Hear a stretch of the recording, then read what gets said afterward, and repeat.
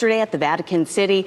We know he had been battling a number of health issues, including recovering from double pneumonia and bronchitis. And just 3 hours ago is within the last 30 minutes, we learned that he died, but he died just about 3 hours ago. And just still quite a shock. Oh, a lot of people will be processing this for a long time. Day after Easter, when he was in St. Peter's Square yesterday, met with J.D. Vance, in fact, for just a brief couple of minutes. And it was just several hours after that when he passed. Spent 38 days in the hospital with that double pneumonia, but was showing signs of recovery. He had backed off a lot of his public appearances, but he was starting to make a few and meet with people just like yesterday. So major shock. We will continue to follow reaction as that pours in, as the world learns the news of that. First, we want to get to meteorologist Elizabeth Gardner as she tracks our forecast for this Easter Monday. So we continue with warm temperatures for much of the week, but our big weather maker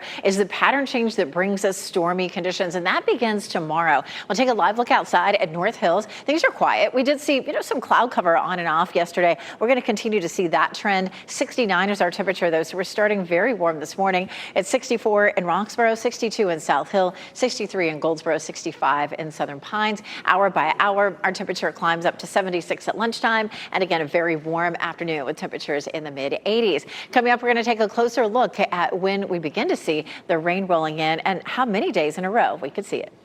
Thanks, Elizabeth. We'll get you back to breaking news. Right now, the Vatican has announced Pope Francis has died, 88 years old, spent 12 years as Pope. Officials say Francis died this morning around 7:35 local Rome time. It's about 1:30 in the morning, our time. In a statement, they wrote that the Pope's entire life was dedicated to the service of the Lord and his church. Information is very limited so far at this time, but be sure to stick with us throughout the morning. We will learn more about this and bring it to you. After 1 o'clock this morning, investigators cleared the scene of a deadly crash in Durham County. The crash happened after shots were fired between two cars. Deputies are still looking for one of those cars this morning. The sheriff's office received a call last night around 6:30 about two drivers shooting in the area of Ball Road. A deputy spotted the cars and tried to stop them, but they sped away. One of the vehicles crashed on Roxborough Street near Latta Road. Authorities say multiple people were killed. They are searching for the second vehicle. We're working to get more information about the people who died. Also this morning, a road closure will begin that'll impact drivers in Raleigh for a month. This is happening on Barrel Road, close to I-440 right here. You see it on the map. WRAL's Laura Levine joins us live there. And this is part of the ongoing I-440 improvement project. Laura, good morning. Jeff, good morning. Drivers will have to find another route starting today if they're heading this way on Barrow Road. You can see the sign here behind me, Barrow Road closed starting today, beginning at 8 a.m. As you mentioned, all of this, the NCDOT says, is so that crews can be doing some bridge work during this time as part of the I-440 improvement project. I want you to take a look at this map here. The drivers traveling on Barrow on Blue Ridge will be detoured to Hutton Street, to Ligon Street, to Blue Ridge, to Western, to Method Road, and then back to Barrow. That's if you're traveling east. And for those drivers who were heading west, they can take the detour to Method Road and Western Boulevard and then choose to use Blue Ridge or Powell Drive. Now, we have continued to follow the I-440 improvement project since they began working on some of this area. We know that this specific area and project is expected to be closed on Blue Ridge Road here until mid-May. Laura Levine, WRAL News, live in Raleigh. Today, educators in Durham will be speaking with district leaders about what they say are urgent priorities. WRL's Kelsey Coffey joins us live from Durham Public Schools Development Center. Kelsey, this is the second between the district and the DAE in recent weeks. Yes, Renee, your child's teachers will be meeting with school leaders again tonight. Members of the Durham Association of Educators will meet here at the Staff Development Center later today to tell the board what they think should happen next in the district. The DAE held a walk-in last week to bring attention to their efforts. Tonight, they'll explain their top 9 priorities to board members. The district budget is priority number 1, especially since there's nearly a $7 million deficit. The DAE also wants to discuss employee pay, transportation, and protection for immigrant families. DAE President Micah Tweetmeyer says plans for the budget are still up in the air. Without understanding all the details of the budget, it's unclear how many staff and educators and transportation workers, cafeteria workers will be in Durham Public Schools next year, and that's something that our parents should know. Right now, the board is set to vote on that budget later this week, but the DAE wants them to delay that vote to May 8th.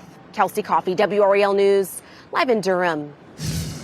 Also in Durham, discussions over affordable housing and neighborhood cleanup initiatives. Durham City Council will meet this evening, 7 p.m., and people there can give their input on proposed changes to the city's consolidated plan, allowing more people in need to receive housing subsidies. And ahead of Earth Day tomorrow, the council will discuss a grant supporting recycling education.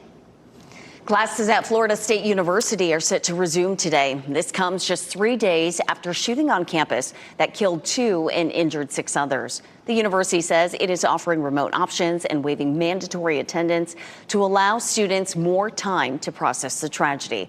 The decision comes after more than 1,000 people signed a petition demanding the university allow students to work remotely.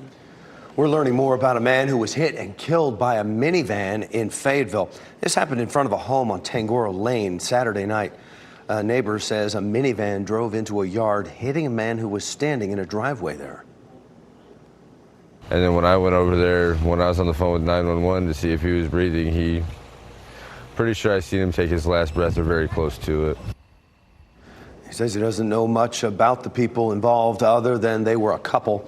Fayetteville police have not released any details about the driver. They've also not released the name of the man who was killed. We reached out to Fayetteville police to ask them if this was a homicide, and they say it is still a death investigation at this point.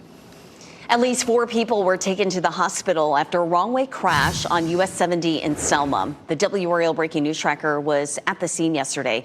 Witnesses say they saw law enforcement chasing the wrong-way driver at the time of the crash. Video taken by someone at the scene shows Selma police officers surrounding a crashed car.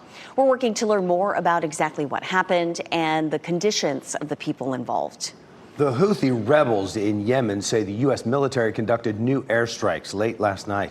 They say the attacks left at least 12 people dead and injured 30 others. The strikes have been part of a month-long bombing campaign that started when the Houthis began attacking commercial vessels in the Red Sea.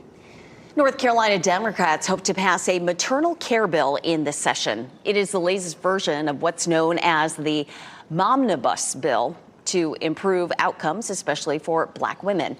Black women are 3 to 4 times more likely to die from childbirth. To help prevent unnecessary death, the bill would establish grants for community-based organizations, provide implicit bias training for maternal care professionals, and fund lactation consultant training programs at HBCUs. As the legislation is put in front of state leaders for the 3rd time, women are sharing their stories. I'm highly educated. I am able to advocate for myself, but yet was dismissed, and my symptoms could have easily resulted in me losing my life. I was telling the nurses and the staff, hey, I know I'm in full-blown labor. I need some medication, please, for pain management. I actually was ignored. The bill is once again unlikely to pass. You might remember WRAL's documentary unit looked into the maternal mortality disparity in North Carolina. Our documentary, Critical Term, examines the maternal and infant crisis and the steps being taken to address it. You can watch it anytime on WRAL.com. The Israeli military has finished its investigation into the killing of 15 paramedics in Gaza. The group of paramedics worked for the Palestine Red Crescent Society. They were shot and then buried in a mass grave. The Israeli probe identified a breach of orders and a failure to fully report the incident. A commanding officer was reprimanded. The deputy commander of the battalion was dismissed from his position. The Palestine Red Crescent Society says the deaths of those paramedics should be considered a war crime. The fight over President Trump's immigration policies is escalating in the high court. The administration is asking the court to end its pause on their planned deportations. At least 28 Venezuelan detainees are being held at a Texas ICE facility. The court ruled the men cannot be deported under the Alien Enemies Act. The president lashed out against the ruling on social media yesterday, saying, "Happy Easter" also to the weak and ineffective judges and law enforcement officials who are allowing this sinister attack on our nation to continue. 4:40 the time right now. First base wipeout coming up here. Padres player WRAL is recovering this morning after an injury, and we'll show you that moment he collided with another player there. Stretching your dollar. Tariffs are driving the prices up on everything from groceries to gas. 5 on your side's Keely Arthur will tell us how to save where you can. Give you this live look in Apex right now, straight down Salem Street. You won't need a jacket this week. You might need an umbrella at certain points. We'll show you what's causing repeated chances of scattered storms this week.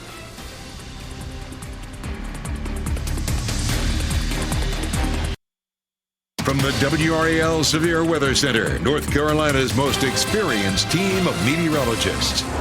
4:43, taking a live look this morning. Temperatures are nice and warm. 66 in Wilson, 69 Durham, 63 in Fayetteville. Today will end up a good bit like yesterday with some cloud cover out there, but still very warm. A nice day to spend outside if you have that opportunity. Here's a live look at Apex this morning. Again, all quiet down Salem Street. And we do have the top of the tower lit in pink for cloudy skies. Again, we'll see more cloud cover than sunshine today. But temperatures are warm, mostly in the mid to upper 60s. 63 in Fayetteville, but 69 in Durham, 64 in Roxborough, 66 in Cary and in Garner. Kids are back to school. A lot of them are now after the holiday. 78 at lunchtime. Again, warm afternoon in the mid 80s. We change our pattern beginning tomorrow. It turns wetter. We'll take a closer look at that coming up.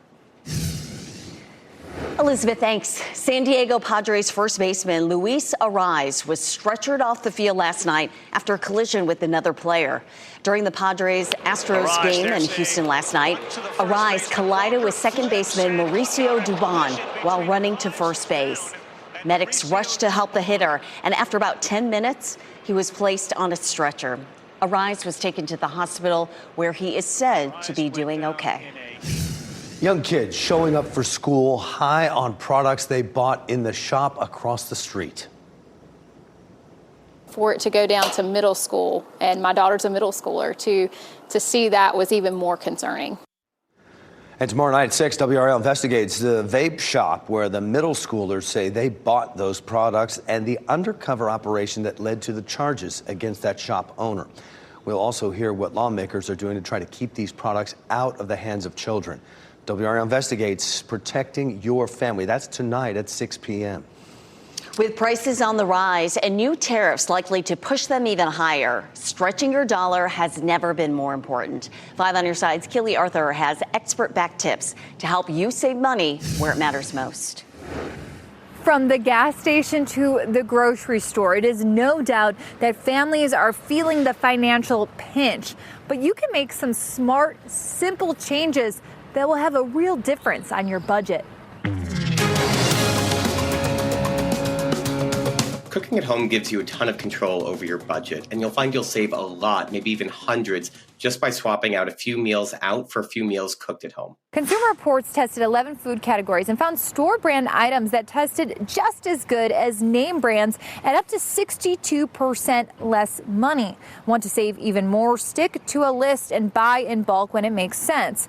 Now let's talk energy. While energy efficient appliances can help lower bills, repairing what you already have might be the smarter move. If your appliance is relatively new or a higher end model, a repair could cost far less than a full replacement. And no matter the season, small changes can lead to big savings. In the summer, use ceiling fans and block out direct sunlight with curtains or shades to keep your home cool without cranking up the AC. Looking for even more ways to save? Well, try by looking at your subscriptions, your apps, even repeat deliveries. Cutting down on some of those things can really pay off. Keely Arthur, 5 on your side.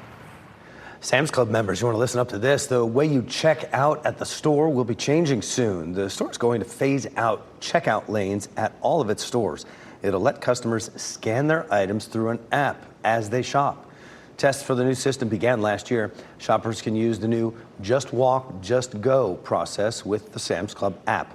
They'll have an AI scanner verifying their items as they leave, eliminating receipt checking at the door. Time to check your shoe closet. There's a recall we want to tell you about. The North Face is recalling these women's waterproof boots because people who wear them are at risk of falling. They are the Shalista 5 mid waterproof boots. Now, North Face says the hook of one boot can catch on the lace of the other boot, and that can cause a person to fall. So far, North Face has received reports of 15 injuries. The boots were sold from September last year until January of this year. The company says you can return the boots and get a full refund. The cicadas are coming back. These large, loud, buzzing insects are a staple of North Carolina summers. Last year, when 2 broods of periodical cicadas emerged, everyone was talking about the cicada apocalypse. Matt Bertone, an entomologist at NC State University, says a 17-year species will also impact North Carolina's mountains. We're not expecting that same impact in the Triangle this year. If you love cicadas, then you're going to be disappointed. If you hate cicadas, then you're going to be happy because, or at least the periodical ones, because you're not going to see them here in the central part of the state. And you know that sound. We'll see the annual cicadas here in the Triangle. You can visit WRAL.com for a breakdown of the different types of cicadas and some fun facts. It is 4:49, and what a glorious Easter weekend we had with all that warmth. And we'll continue with that warmth on Easter Monday as people go back to school and go back to work. Yeah, not going to be a bad day at all. We'll take a live look at North Hills to begin with and start talking about some of these temperatures as you're stepping out the door. Look at almost 70 degrees, so it's nice and mild. But of course, starting with these very warm temperatures means it's easy to really warm up during the afternoon. Our dew point's been climbing over the weekend as well. Dew point's at 62. Now, that doesn't feel like July or August, but it also, doesn't feel like a very dry air mass either. You may have started to notice that. A little bit of humidity, a little bit of moisture in the atmosphere. 59 in Clinton, but 64 in Roxborough, 66 Rocky Mount, 65 in Southern Pines. We take a look at temperatures closer to the Triangle. 66 Cary, Garner, and Knightdale, 64 in Chapel Hill, 63 in Fuquay Varina. Around town, again, another warm one. Highs in the mid-80s, 85 in Raleigh, 86 in Durham, and 87 in Fayetteville this afternoon. And we continue to stay warm. We're going to move into a better chance for showers and storms beginning tomorrow, but our temperatures stay nice and mild. Our normal highs in the low 70s. We do hit 79 Wednesday, but other than that, we're looking at a string of highs in the 80s and lows in the 60s. Here's a look at the big picture. We're sitting on the south side of this warm front, so this is where all the warm air is, and we're not going to get rid of this warm air. There's a front that's back to the west. Not a lot of moisture with it, but there was some shower and thunderstorm activity and some severe storms, at least some severe thunderstorm and tornado warnings. Of course, we're looking at that front moving eastward. This is not necessarily rain. This is the amount of moisture that's in the atmosphere, and we'll continue to see that building. And then this front will stall and continue to just kind of drop that moisture over us and leave it there. So we'll see a stalled front that triggers storms as we head through starting Tuesday. So this is our next weather maker, that stalled front, mainly afternoon and evening thunderstorms. It's a 40% chance for tomorrow, 50 Wednesday, 40 Thursday, and Friday. So we're just going to change the pattern a little bit. It stays very warm and muggy until we get to the weekend. Our next front that comes through later in the weekend should help to dry things out behind it. Earth Day is tomorrow. We take a look at a big change that doesn't arrive until Sunday. That's when we turn cooler and drier again. Thanks, Elizabeth. A storm drain rescue. A dog is reunited with its family after a 15-foot fall. The moments Raleigh firefighters were able to save him. Movie trailer charity, getting to the theater for a good cause. The event happening at theaters across the nation this week. That's for a good cause.